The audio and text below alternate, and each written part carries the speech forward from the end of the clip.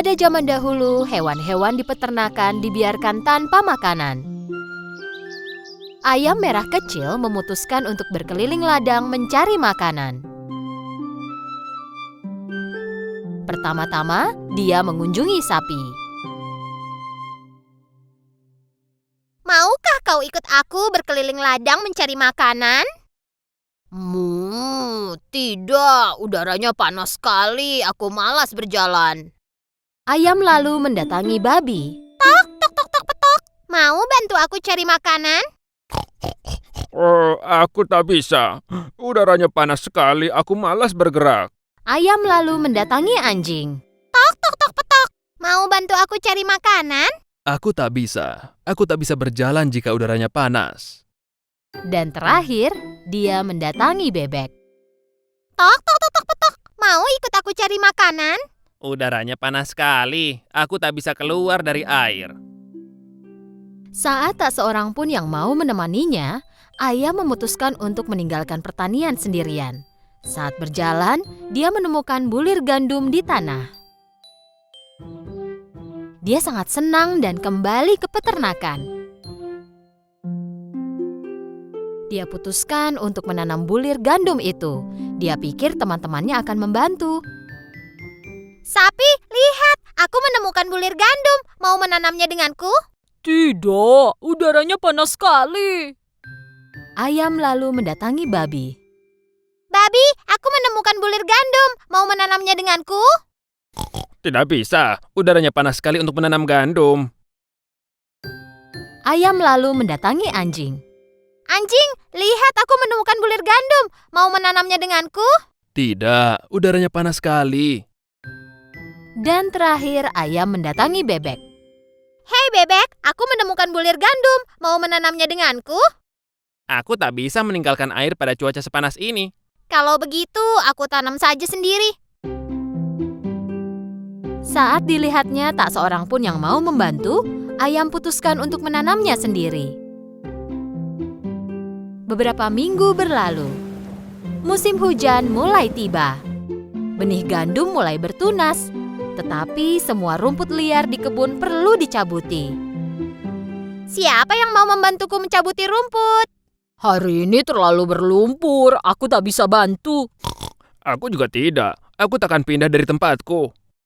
Aku akan kotor, tak bisa. Aku tidak enak badan, tak bisa. Kalau begitu, akan kulakukan sendiri. Ayam merah kecil mulai mencabuti rumput liar di antara tunas gandum. Tak lama kemudian, gandum mulai tumbuh. Kini waktunya memanen gandum yang sudah ranum. Ayam mendatangi teman-temannya dan bertanya adakah yang mau membantunya memanen. Hai sapi, gandumnya sudah tumbuh. Maukah kau membantuku memanennya? Aku tidak bisa. Hei babi, tebak, gandumnya sudah tumbuh. Mau membantu memanennya? Tidak bisa, aku tak mau. Hei anjing temanku, gandumnya sudah tumbuh. Maukah kau membantuku memanennya? Siapa aku? Tentu saja tidak. Hei bebek, gandumnya sudah tumbuh. Maukah kau membantuku memanennya? Tentu saja aku tak bisa. Baiklah, akan kulakukan sendiri. Ayam merah kecil bekerja hingga malam hari. Dia memanen gandum satu persatu sendirian. Saatnya mengubah gandum itu menjadi tepung. Ayam pergi meminta bantuan teman-temannya. Hai teman-teman, kita harus menggiling gandumnya menjadi tepung. Siapa yang mau membantuku? Tak bisa, saatnya aku memberi susu. Tak bisa pindah. Aku tak bisa membantu, ini waktu tidur siangku. Aku sama sekali tak bisa bantu. Tidak bisa, aku harus masuk ke air. Ayam menggiling gandum itu sendirian dan mengubahnya menjadi tepung. Sekarang mari kita buat roti yang lezat.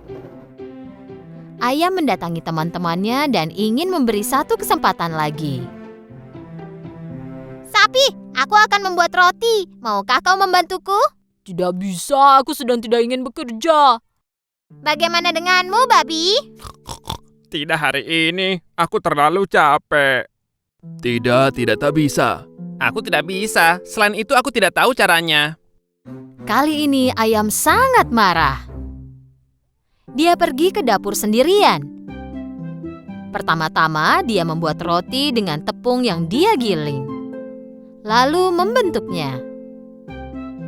Dan terakhir, menaruhnya di oven dan menunggu roti dipanggang. Setelah tercium aroma roti yang enak, dia mengeluarkannya dari oven. Keluar ke taman dan duduk di meja. Kemudian, memanggil teman-temannya. Hei teman-teman, rotinya sudah siap. Siapa yang mau makan denganku? Melihat roti yang sangat enak di depan ayam, dengan sekejap mereka semua mendatangi ayam. Aku mau. Oh, aku juga. Pas sekali, aku sedang lapar. Waktu yang tepat, ayam. Hei, aku juga. Aku suka roti, ayo mari kita makan. Tidak bisa. Tidak bisa. Aku melakukan semuanya sendirian. Hanya aku yang boleh makan. Aku sendiri. Dengan lahap, ayam mulai memakan rotinya. Tetapi tak tega melihat teman-temannya kelaparan. Mulai sekarang, jika kalian berjanji untuk membantu, aku akan berbagi roti dengan kalian. Semua hewan di peternakan itu merasa malu dan menyesal. Mereka tahu ayam benar. Kami berjanji ayam, mulai sekarang kami tidak malas lagi. Ayam tahu bahwa teman-temannya sudah belajar. Jadi dia berbagi roti dengan mereka. Dengan lahap, mereka makan dengan bahagia dan kenyang.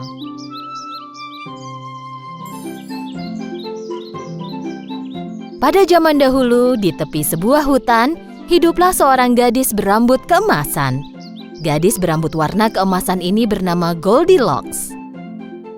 Dia memiliki ikal rambut yang sangat menawan, sehingga semua orang yang melihatnya terpukau. Tetapi di balik penampilannya yang manis, kadang-kadang dia suka berbuat nakal.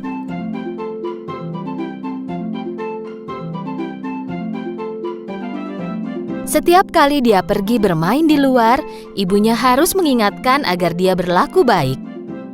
Sayang, bermainnya di halaman belakang saja dan jangan pergi ke hutan. Di dalam hutan, di sebuah pondok, hiduplah keluarga beruang.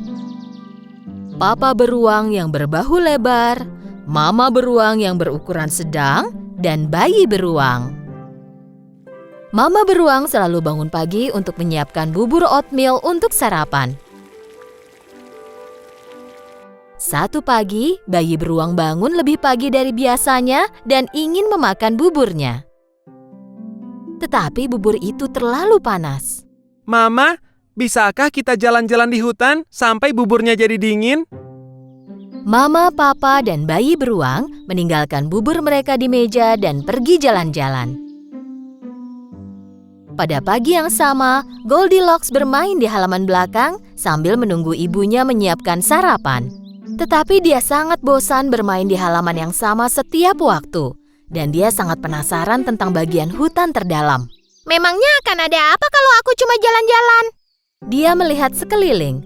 Setelah yakin tidak ada orang di sekitarnya, Goldilocks mulai berlari ke dalam hutan. Saat lelah, dia berhenti dan melihat sekeliling. Hutan yang indah, ada bunga, pohon. Kenapa aku tak pernah ke sini sebelumnya? Dia mulai berjalan masuk semakin dalam menembus hutan. Sementara itu, saat berjalan-jalan dengan keluarganya, bayi beruang melihat sarang lebah di cabang pohon. Sarang lebahnya besar sekali. Pasti banyak madunya. Papa, bisakah kita makan madu? Tidak, Nak. Madu itu milik lebah. Sarang itu adalah rumah mereka. Tak boleh masuk ke rumah orang dan makan makanannya. Tidak baik. Kalian benar. Kupikir aku harus menunggu sampai kita pulang untuk sarapan. Sementara itu, Goldilocks berjalan sendirian untuk waktu yang lama. Dan dia pun tersesat. Dia mencoba pulang tetapi tidak menemukan jalan yang benar. Dia sangat lelah dan lapar. Dia hampir menangis karena kelelahan.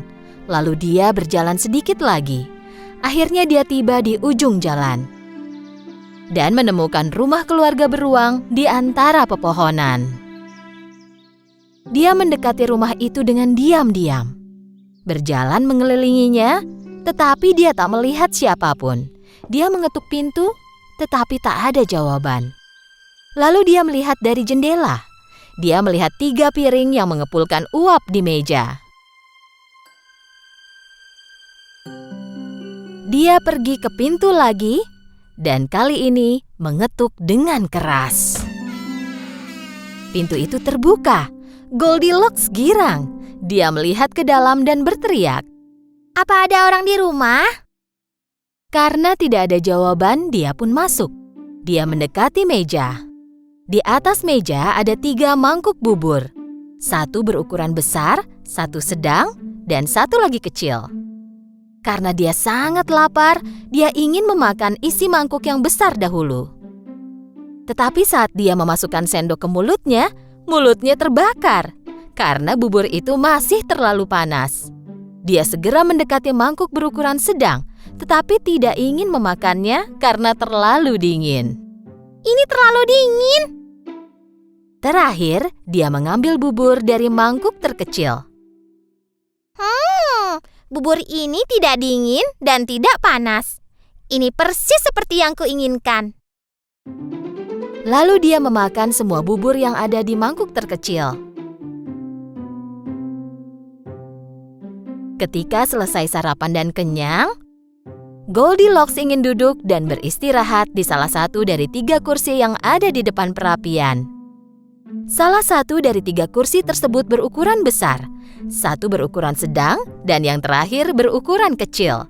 Pertama-tama dia mencoba duduk di kursi yang besar, tetapi tak bisa memanjatnya. Dia mencoba kursi ukuran sedang, tetapi kursi itu sangat keras. Rasanya sangat tidak nyaman. Terakhir, dia duduk di kursi yang terkecil. Kursi ini sangat nyaman dan sesuai dengan ukuran badannya. Tetapi tiba-tiba kursi itu hancur berkeping-keping dengan suara yang nyaring. Goldilocks mendapati dirinya di lantai dan tidak tahu harus berbuat apa. Dia berjalan ke kamar sebelah. Di sana ada 3 tempat tidur. Ukurannya besar, sedang, dan kecil. Pertama-tama dia mencoba tempat tidur yang besar.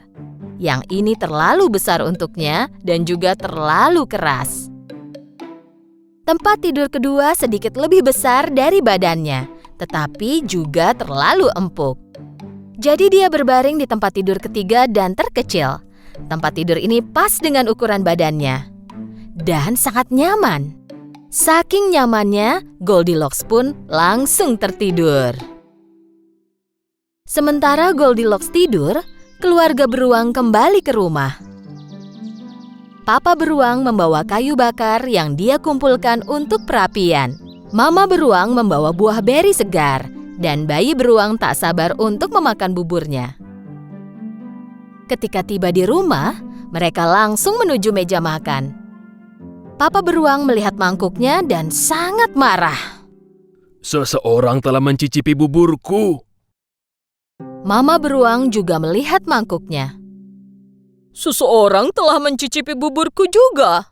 Dan saat bayi beruang melihat mangkuknya, dia mulai menangis.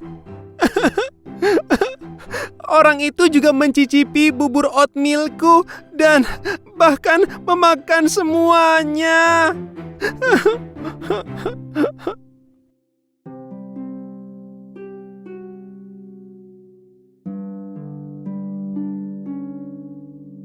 Seseorang telah duduk di kursiku. Lihat, posisinya sekarang berubah. Lalu giliran mama beruang yang mengeluh. Seseorang juga telah duduk di kursiku. Dan sama seperti sebelumnya, bayi beruang mulai menangis lagi. Seseorang juga telah duduk di kursiku, tetapi menghancurkannya juga. Keluarga beruang pergi ke kamar tidur dengan penasaran. Seseorang telah berbaring di tempat tidurku. Lihat, berantakan sekali. Seseorang juga telah tidur di ranjangku. Seseorang telah berbaring di tempat tidurku juga, dan dia masih tidur di sana.